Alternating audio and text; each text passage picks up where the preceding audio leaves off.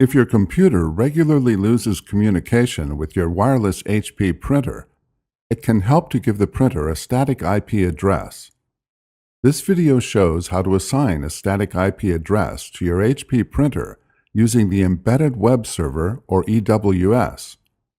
Note that this option will not be available on some older printers or on some versions of the EWS.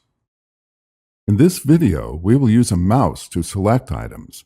If you are using a touchscreen computer, you will tap the selection whenever the video says click.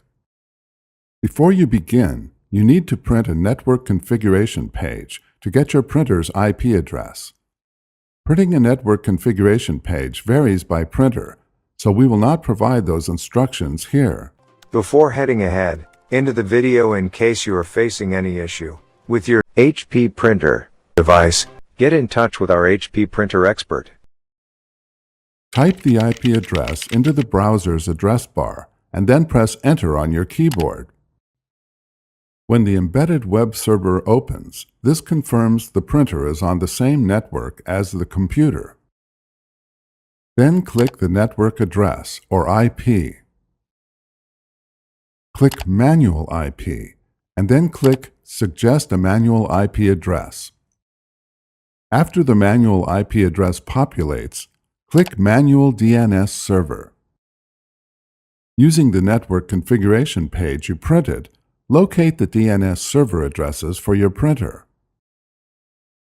Type the DNS server addresses for your printer into the Manual Preferred DNS Server field and the Manual Alternate DNS Server field. Click Apply. The static IP address is now assigned. Your printer is ready for regular use. Thanks for watching, and don't forget to smash that like button and hit the subscribe button so that you don't miss any of our videos, and in the case face any problem, get in touch with the experts.